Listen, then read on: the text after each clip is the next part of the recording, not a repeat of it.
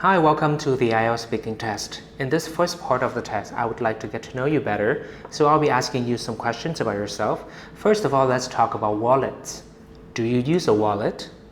So I always carry a physical wallet which has my ID, driver's license, and some cash with me whenever I'm out. Besides that, I also have a digital wallet which helps me make payments for my online transactions easier and quicker. Have you ever lost a wallet? Yes, and that was a very unfortunate story. So I remember I was in 10th grade, I think.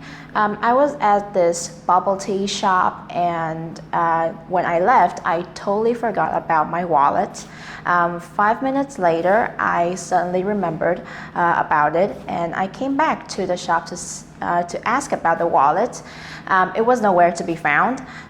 Thank God I didn't lose much money, but it was such a hassle to just go through all of the paperwork again for my ID card. Have you ever sent a wallet to someone as a gift?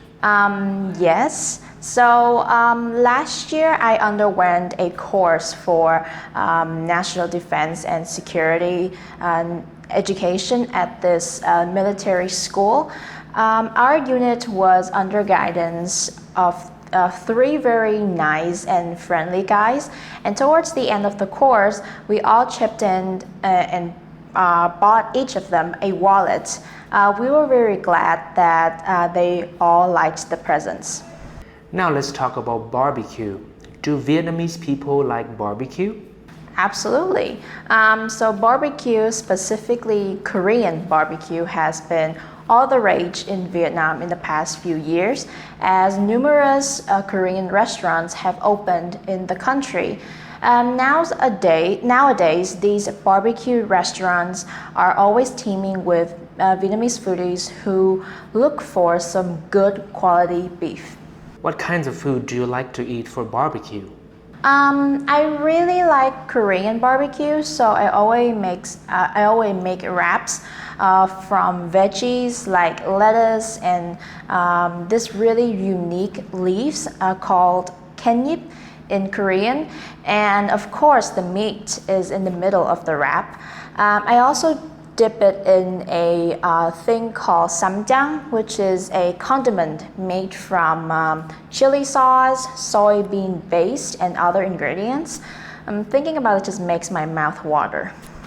Did you have barbecue when you were a child? Yes, but not very often. I was not from a well-off family, so we didn't have much money to splurge on barbecue, but yeah, we only had it every once in a while when there are, birthdays and celebrations, stuff like that. Let's move on to talk about special costumes. Do you like to wear special costumes? Not really. When putting on this kind of clothing, you're gonna draw people's attention. And I'm the kind of person who resents being the center of attention, so wearing special costumes isn't really my kind of thing. Did you try any special costumes when you were young? Oh yeah, I almost forgot that I did. It was in 7th grade, I think. We had a Cinderella play, and I played one of the three rats that helps the main character. I had to wear this ridiculous costume that was supposed to make me look like a rat. At the time, I completely loathed it because it made me look like an idiot, but in hindsight, it was a pretty fun experience. When was the last time you wore special costumes? I think that time in 7th grade was when I played the rat was the first and also the last time that I wore that kind of clothing. And ever since then, I don't think I've ever had any other chance of putting on costumes. Now let's move on to part 2 of the test. Your topic for today is describe a puzzle, jigsaw, or crossword that you have played. Ever since I was a child, I have always enjoyed solving puzzles, and I have done many kind of puzzles in my life, and one of my favorite is a jigsaw. Now I would like to talk about one of the first jigsaw that I've ever done. Sorry.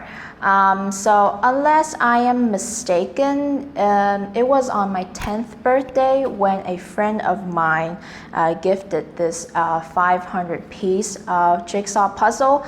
The jigsaw design on the box had this beautiful landscape with paddy fields and a big mountain in the background. At first, I thought it looked rather easy, but when I actually started assembling the pieces, I realized that I totally underestimated how challenging it was going to be. After spending around 2 to 3 hours on it, I wasn't even halfway done yet. And that was when my frustration started to kick in, so I decided to just take a break and came back to it later. And the break really helped because after that, I was able to concentrate better and do everything with a faster pace. 2 more hours passed, and I finally managed to finish it. Afterwards, I felt this great sense of accomplishment. I felt as if I was on top of the world. I know it sounds like an exaggeration, but that was exactly how I felt at the time. Thank you. Now let's move on to part 3 of the test. You have just talked about a puzzle, and in this third part, I would like to ask you more general questions related to part 2. So why do parents let their children play puzzles?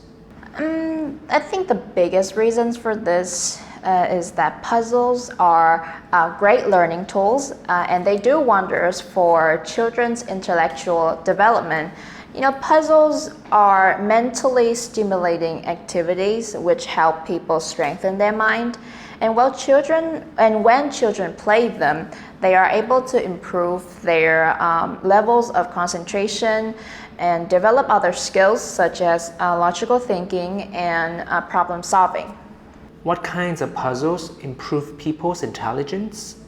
Well, I would say that all types of puzzles helped one enhance their intelligence one way or another. Puzzles like jigsaw, Sudoku, and Rubik's Cube allow people to work on their concentration and problem-solving skills and improve cognition.